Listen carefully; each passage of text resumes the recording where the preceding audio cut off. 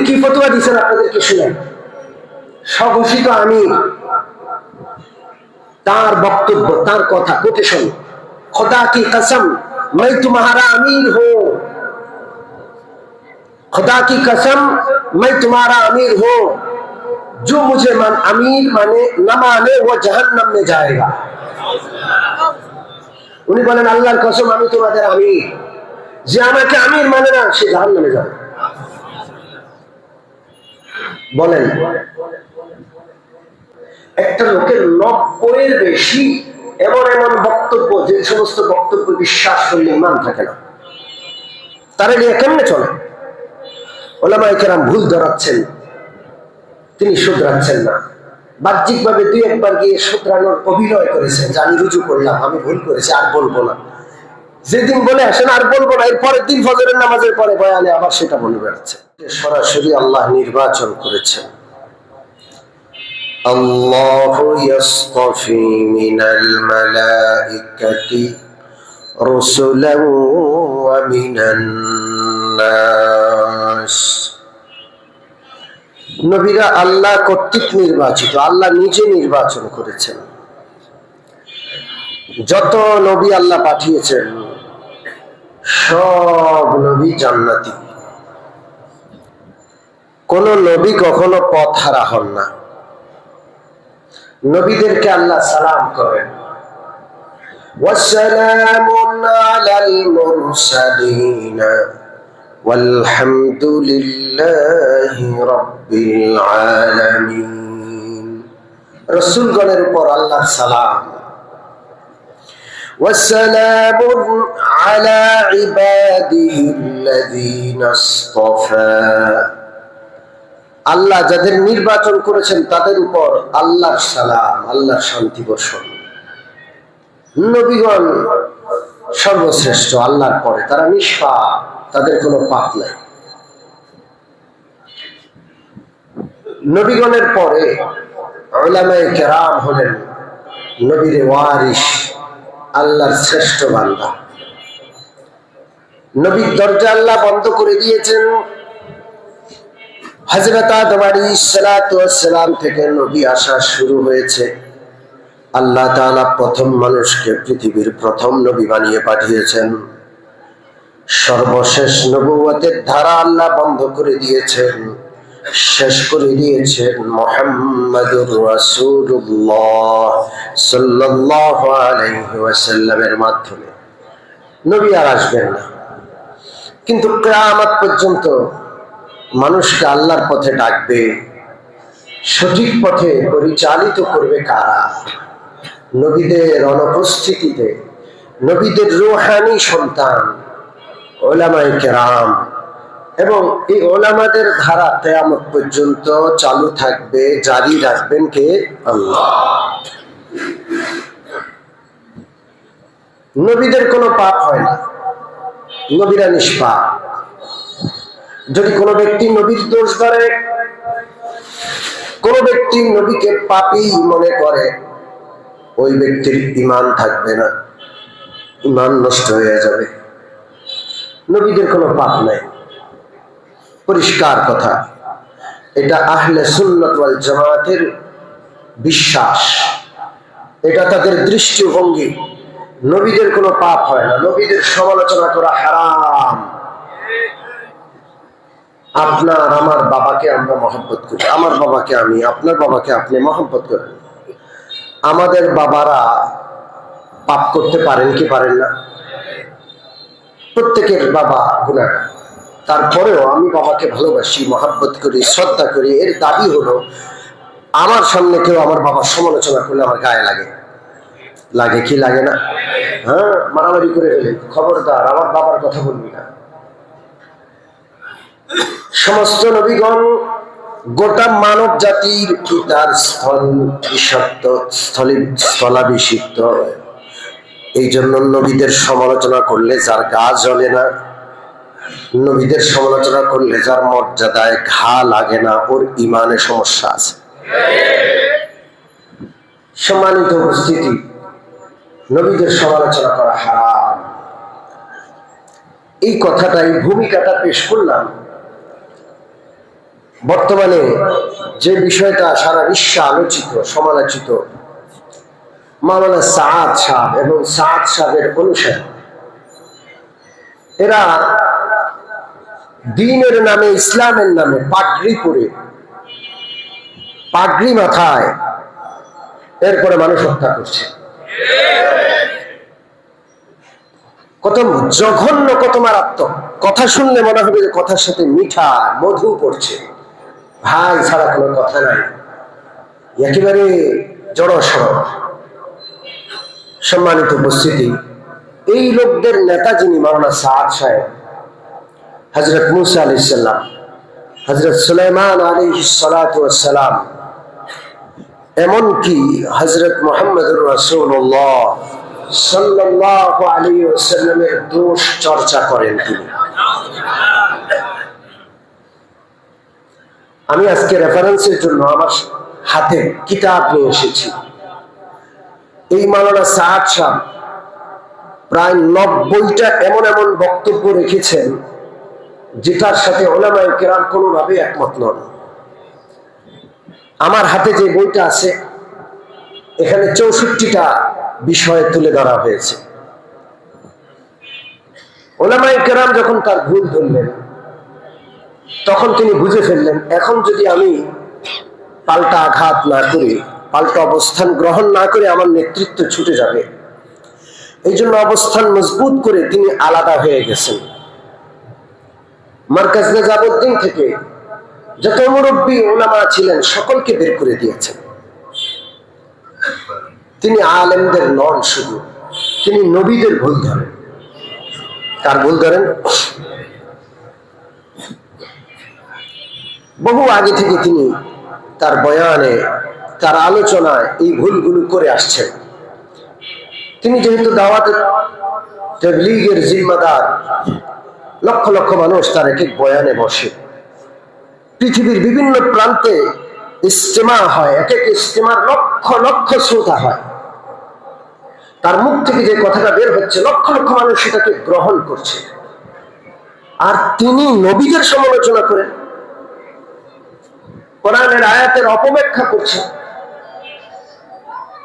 উলামায়ে কেরাম আগে থেকে কিছুটা ভুল ধরে আসছেন, কিন্তু যখন 2016-17 সালের দিকে তিনি দিল্লির নিজামউদ্দিন মার্কাজকে একচেটিয়া দখল করে নিলেন, এই নিজামউদ্দিন মার্কাজে যারা তার উস্তাদ, তার বাবা মাওলানা হারুন সাহেবের উস্তাদ,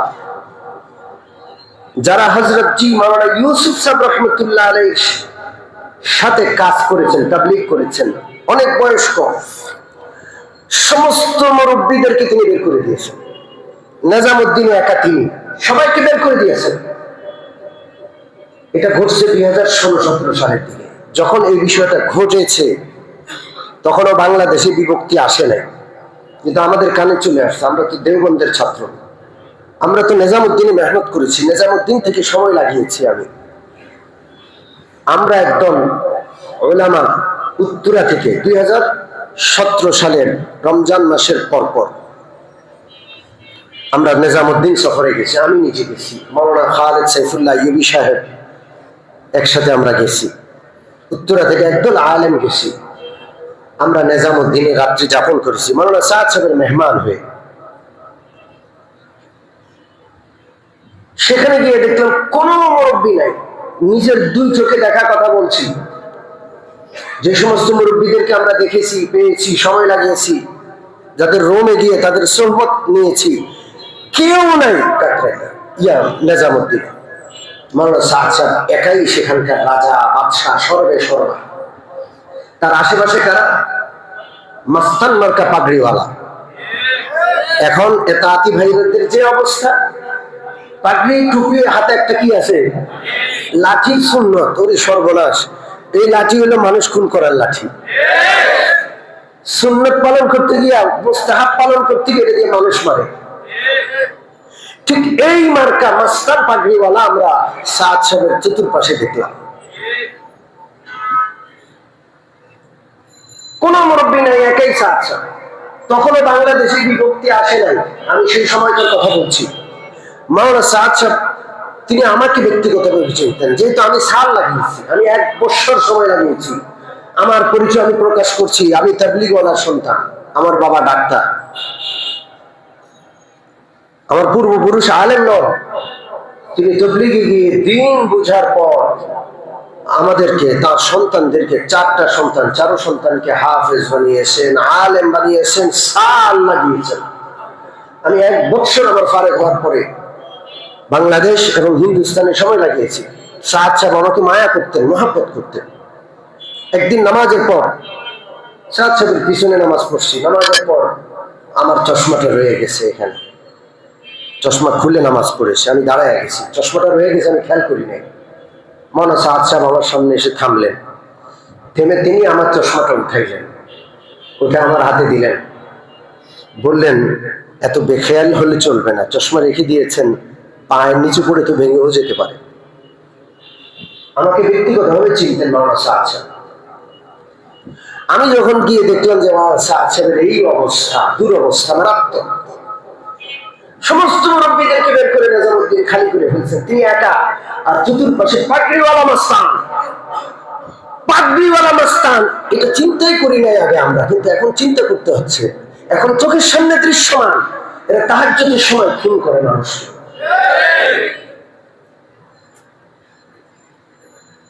সেখান থেকে আমরা দেওবন্দে গেলাম, আমাদের সফর ছিল 3-4 দিনের। সেটা সেরে আমরা বিমানে গেছি, আবার বিমানে দিল্লি টু বাংলাদেশ, দিল্লি টু ঢাকা চলে আসছি। তখনও বাংলাদেশে বিভক্তি হয় নাই। এর প্রায় 1.5 বছর 2 বছর পর 2018 সালের শেষে গিয়ে বিভক্তিটা জনসম্মুখে আসলো।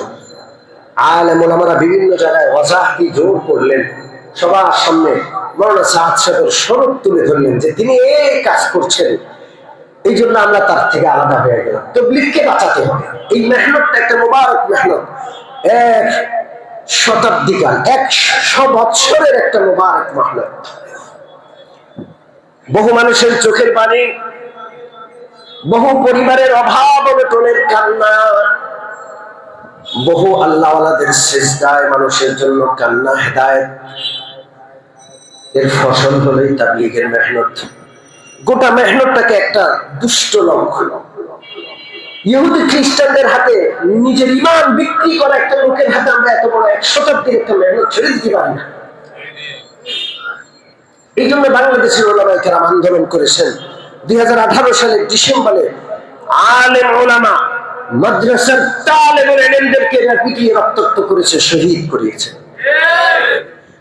সারা বিশ্ববাসী বাংলাদেশের কাছে ঋণী যে বাংলাদেশের ওলামায়ে কেরাম বুক চিটিয়ে দাঁড়িয়েছেন, মার খেয়েছেন, তাদের রক্তের কোরবানির বদৌলতে সারা বিশ্বের মানুষ বুঝেছে যে সাদ সাহেব কি জিনিস। শুধু বিভক্তি বাংলাদেশে না, নবাবগঞ্জ বড় মসজিদে না যে ওদেরকে বসতে দেয় না, গোটা বিশ্বে যেখান থেকে সূর্য ওঠে, ফিজি আইল্যান্ড, সেখানে গিয়ে দেখেন সেখানেও 2 ভাগ হয়ে গেছে। সারা বিশ্বের মানুষ বুঝতেছে যে সাদ সাহেব কি চিজ। ইন্ডিয়ার বুকে বসে দিল্লি, মোদি, ইসরায়েলের র, ইসরায়েলের মোসাদ, ভারতের র, ইসরায়েলের মোসাদ, সব এই দুষ্ট চক্রের যত লক্ষ্য আর উদ্দেশ্য সেটা বাস্তবায়ন করছেন তিনি। মানুষের 1-2টা ভুল থাকতে পারে। একটা লোকের 90-এর বেশি এমন বক্তব্য, যে সমস্ত বক্তব্য বিশ্বাস করলে ঈমান থাকে না, তারা নিয়ে কেমনে চলে? ওলামায়ে কেরাম ভুল ধরাচ্ছেন, তিনি শুধরাচ্ছেন না। বাহ্যিকভাবে 2-1 বার গিয়ে শুধরানোর অভিনয় করেছেন যে আমি রুজু করলাম, আমি ভুল করেছি, আর বলবো না। যেদিন বলে আসেন আর বলবো না, এর পরের দিন ফজরের নামাজের পরে বয়ানে আবার সেটা বলে বেড়াচ্ছে। ওনার এই রুজু বা ফিরে আসা বা তওবা করার উপর ওলামায়ে কেরাম এখন আর আস্থা রাখে না। ভেঙে ভেঙে প্রতিটা জিনিস ওলামায়ে কেরাম বোঝাচ্ছেন, কিন্তু এই পাগড়িওয়ালা মাস্তানরা বুঝতে নারাজ। নিজামুদ্দিন মার্কাজ হলো ওনাদের কেবলা, ওনাদের কাবা, ওনাদের কেবলা। আমি আপনাদেরকে বলি, সৌদি আরব থেকে সারা বিশ্ব, সৌদি আরবকে একসময় সারা বিশ্বের মানুষ নিজেদের অনুসরণীয় মানত। মোহাম্মদ বিন সালমান এসে সৌদি আরবে এখন যে কাজ কাম করছে, আমরা কি আর সৌদি আরবের বিষয়গুলোকে অনুসরণীয় মনে করব? মনে করি? গত বছর হজে আমি আপনাদেরকে সম্ভবত বলেছিলাম, জিলহজ মাসে, হজের মাসে মক্কা শরীফে নাইট ক্লাব উদ্বোধন হয়েছে। কোথায়? মক্কা শরীফে। মক্কা শরীফে হজের মাস, জিলহজ মাস, চাঁদ উঠেছে আর মক্কা শরীফের হারামের জমিনে নাইট ক্লাব উদ্বোধন হয়েছে। তো মক্কা শরীফে হয়েছে বলে মক্কা শরীফ মার্কাজ, এই জন্য সবাইকে ওইটাকে অনুসরণ করবেন। দিল্লি নিজামুদ্দিন কি? নিজামুদ্দিন কি জিনিস? ওখানে ভুল করলে ওটাকে মানতে হবে। উনি কি ফতোয়া দিচ্ছেন আপনাদেরকে শুনেন। স্বঘোষিত আমির,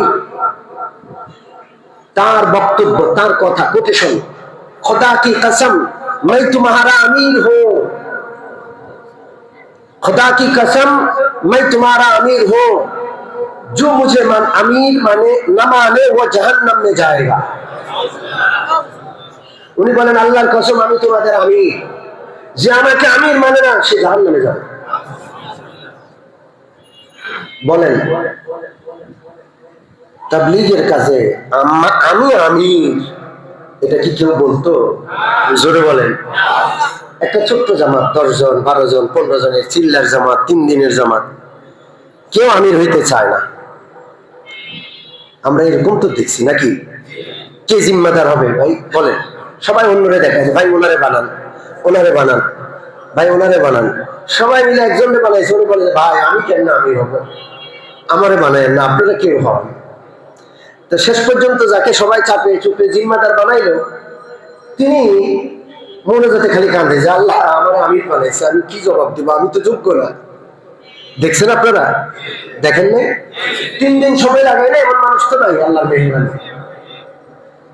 আমির শাহ একসময় দুষ্টামি করতো, উল্টা পাল্টা করতো, ওরা আমির বানায় দিছে, এখন সে তওবা করে ভালো হয়ে গেছে।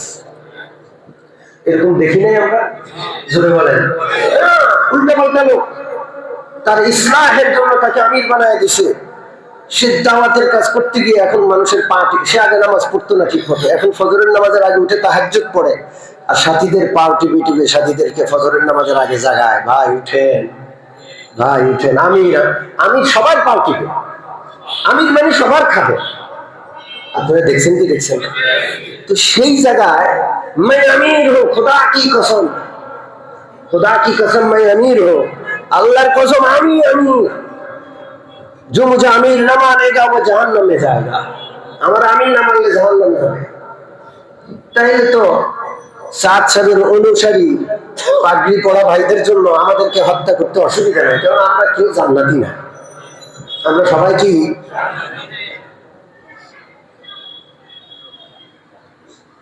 আল্লাহ আল্লাহ। উল্টা পাল্টা যত কথা, কয়টা শোনাবো? 80-90টা আছে, কয়টা শোনাবো? কয়টা শোনাবো বলেন?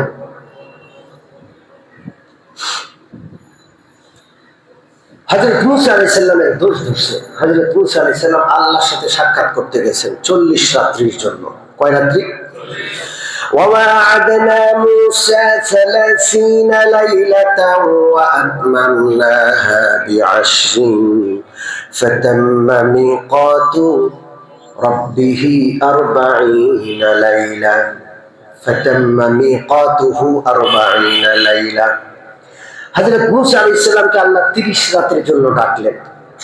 30 রাত 30 দিন ইবাদত করার পর আল্লাহ তাআলা আরো 10 দিন বাড়ালেন। মোট কয় দিন? 40 দিন। এই 40 দিনের জন্য যে মুসা আলাইহিস সালাম গেলেন, তখন তার জাতি গোবৎসের পূজা শুরু করছে, গরুর বাছুরের পূজা শুরু করছে। মাওলানা সাদ সাহেব বলে যে মুসা আলাইহিস সালাম উম্মতকে রেখে ওখানে গেছেন কেন? এটা অন্যায় করেছেন, এই জন্য তার উম্মত, লক্ষ লক্ষ উম্মত গোবৎস পূজা শুরু করছে। এমন ভাবে তার বয়ান, এমন ভাবে তার বাচন ভঙ্গি, এমন ভাবে তার শব্দ প্রয়োগ, বাক্য চয়ন, যে মুসা আলাইহিস সালাম অনেক বড় অপরাধ করে ফেলেছে। নবীদের অপরাধ আছে? জোরে বলেন না। আরে ওয়া'আদনা মূসা 30 লাইলাতান ওয়া আতমামনাহা বি'আশর। আল্লাহ বলছেন আমি মূসাকে 30 রাতের জন্য আহ্বান করলাম, ডাকলাম, ওয়াদা দিলাম, আসুন আমি 30 রাত 40 রাত ইবাদত করলে আমি আপনাকে তাওরাত দিব। ওয়া'আদনা, আল্লাহ ওয়াদা করছেন। মূসা আলাইহিস সালাম তো নিজের মন মতো যান নাই, ডাকছেন কে? আল্লাহ। তো এটা মূসা আলাইহিস সালামের অপরাধ কেন ধরে না? নবীদের কোনো অন্যায় আছে? হযরত যায়েনব বিনতে জাহাশ রাদিয়াল্লাহু আনহাকে বিশ্বনবী বিয়ে করলেন। এই বিয়ে হয়েছে আসমানে, বিয়ে হয়েছে কোথায়? বড় আজব বিয়ে। দুনিয়াতে কোনো ইজাব কবুল হয় নাই, কোনো বিবাহের মজলিস হয় নাই। আল্লাহর রাসূলের অন্য অন্য বিবিদের বিয়ে কোথায় হয়েছে? জমিনে হয়েছে। একটা মজলিস হয়েছে, খুতবা পড়া হলো, প্রস্তাব দেওয়া হলো, প্রস্তাব গ্রহণ করা হলো, আমরা যেভাবে পড়াই। কিন্তু হযরত যায়েনব রাদিয়াল্লাহু আনহার বিয়ে জমিনে হয় নাই, কোথায় হয়েছে? যাওয়াজনাকাহা। আল্লাহ কয় আমি তোমারে যায়েনবের সাথে বিয়ে করায় দিলাম। কে বলেন? কোরআনের আয়াত সূরাতুল আহজাব 22 নম্বর পারা 2 নম্বর পৃষ্ঠায়। এটা কত বরকতময় বিয়ে। আল্লাহ রাসূল বেশি খুশি, কারণ বিয়ে পড়াইছেন কে?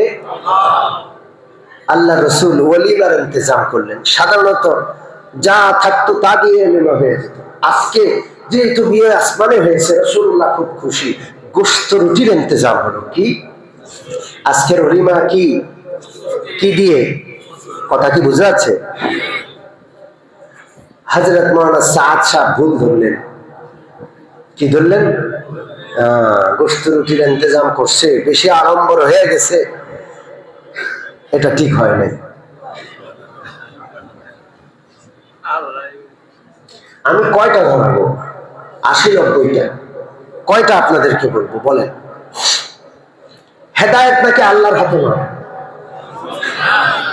হেদায়েত কার হাতে? উনি বলেন হেদায়েত আল্লাহর হাতে নয়। ওনার যে বাক্য, এটা আপনাদেরকে শোনাই। হেদায়েत अगर अल्लाह के हाथ में होती तो अल्लाह ताला नबियों को क्यों भेजता। হেদায়েত যদি আল্লাহর হাতে হতো তো আল্লাহ নবীদেরকে কেন পাঠাইলো? মানে হেদায়েত কার হাতে নাই? আপনারা কি কথার সাথে একমত? জোরে বলেন। এইভাবে আমি কয়টা বলবো? कैमरावाला मोबाइल, এই সম্পর্কে ওনার ফতোয়া কি জানেন? मेरे नजदीक कैमरा वाला मोबाइल जेब में रखकर नमाज पढ़ने से नमाज नहीं होती। पॉकेटे যদি ক্যামেরা वाला মোবাইল রেখে কেউ নামাজ আদায় করে তার নামাজ হবে না। হবে? কথা কয় না। ইমাম সাহেবের পকেটে তো কি আছে? মোবাইল আছে না?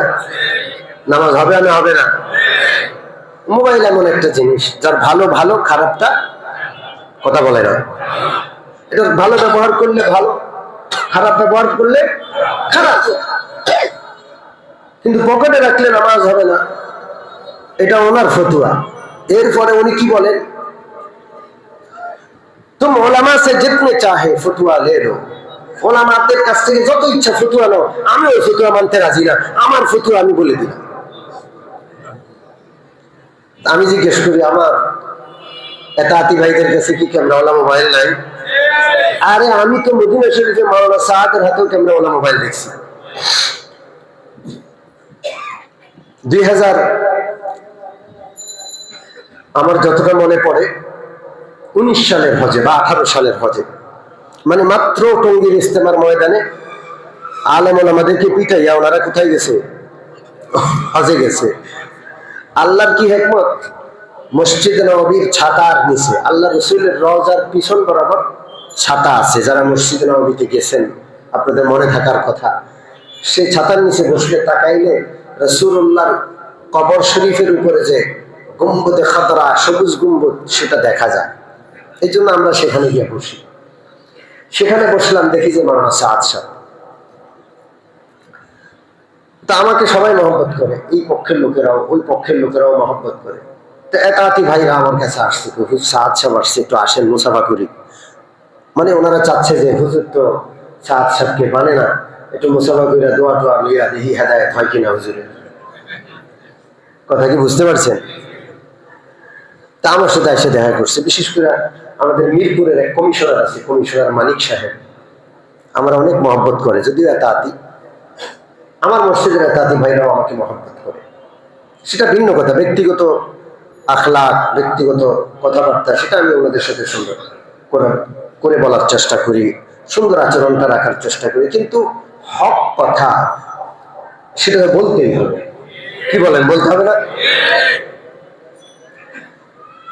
তা আমি ওনার পাশে গেলাম, দূর থেকে তাকাইলাম, মুসাফা করতে যাইতে মন চাচ্ছিল না, ভর্তি হচ্ছিল না। আমি ওনাকে দেখছিলাম যে উনি কিভাবে কি করে। ওনার হাতেও ক্যামেরাওয়ালা মোবাইল, ওনার ছেলে মাওলানা ইউসুফ, এ তো এক মুহূর্ত মোবাইল ছাড়া থাকে না, ও খালি করতেই থাকে। ওর হাতে মানে আমার মনে হয় 2-2.5 লাখ টাকা দামের মোবাইলটা হবে। মাওলানা সাদ সাহেবের ছেলে মাওলানা ইউসুফ আমাদের অনেক অনেক জুনিয়র, ওরে দেখি সবাই নামাজ পড়ছে, ওর কোনো ইয়া নাই, ও খালি নামাজের আজান হয়ে গেছে, একামতের সময় আসবে, খালি মোবাইল দেখতেছে। আল্লাহ তাআলা যার জবান দিয়া ভুল ফতুয়া বের করলেন, তার সন্তানকে আল্লাহ ক্যামেরাওয়ালা মোবাইলের মধ্যেই নিযুক্ত রেখে দিয়েছে। ওই ক্যামেরাওয়ালা মোবাইল দিয়ে নামাজ হয় না নাকি? ফতুয়াটা ঠিক না ভুল?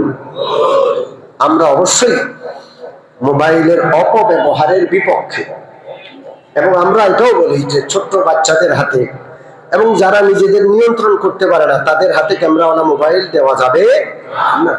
কিন্তু ক্যামেরাওয়ালা মোবাইল পকেটে থাকলে নামাজ হয় না, এটার সাথে আমরা কি নই, একমত নই।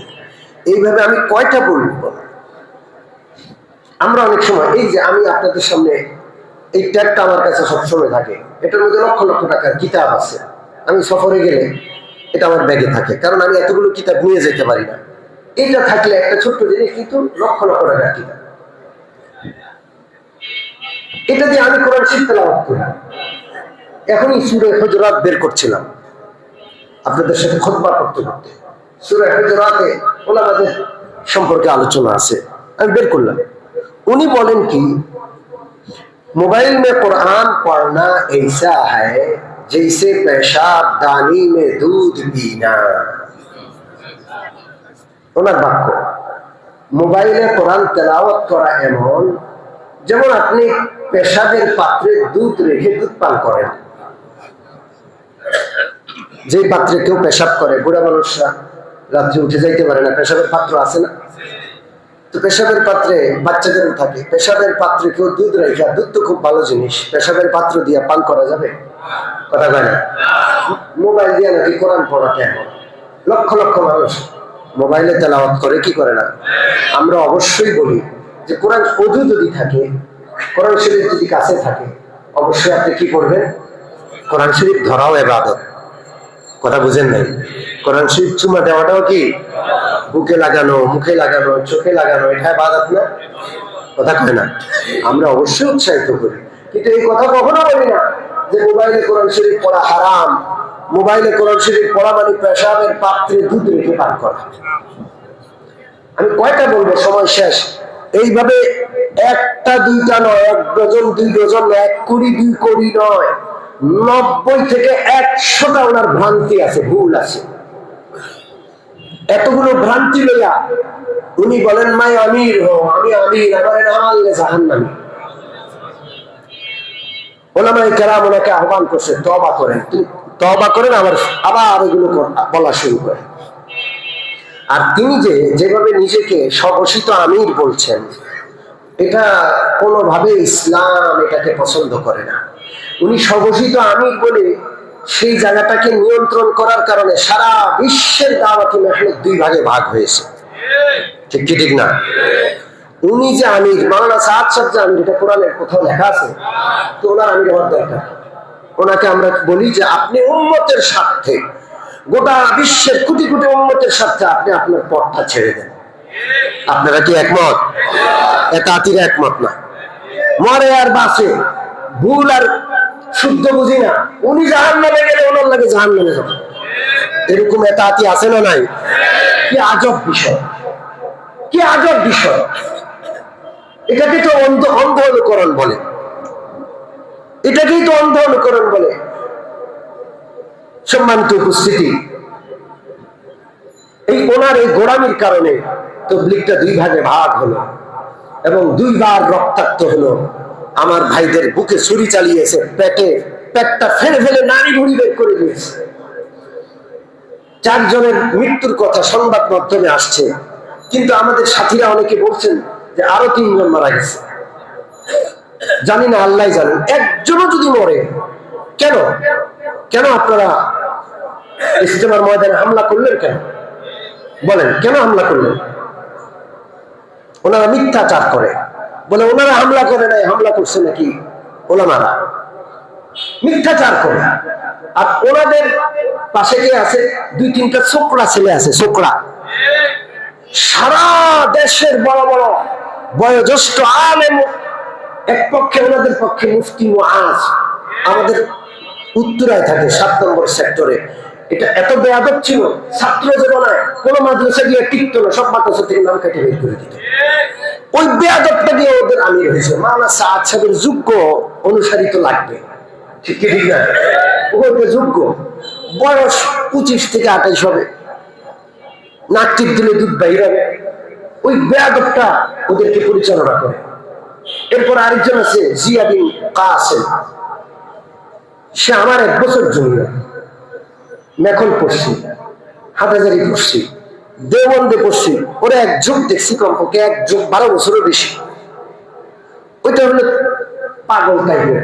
তবলিগ নিয়ে এত বাড়াবাড়ি করতো, পড়ার সময় পেত না। আমরা পড়তে পড়তে তবলিগ করার সময় পেতাম না। এত পড়ছি, পড়াশোনা করা লাগে তো। ও এত পাগলা তবলিগ করছে যে ও পড়াশোনার সময় ছিল না। কথা কি বুঝেননি? এরকম তবলিগ কি কাম্য? ছাত্ররা যদি এরকম তবলিগ করে যে ওর আর পড়াশোনার কোনো খবর নাই, এটা আমরাও নিষেধ করে দিচ্ছি। তোরা এত তবলিগ করতে কে গেছি? তোর পড়াশোনা ঠিক রেখে তারপরে কিছু কিছু করা, ঠিক না? জিয়া বিন কাসেম জীবনের শুরু থেকে উল্টা পাল্টা, দেওবন্দে গিয়েও দেখছি। আর সেই উল্টা পাল্টাটা আইসা বাংলাদেশে ওদের শ্রেষ্ঠ মুরব্বী হয়ে গেছে।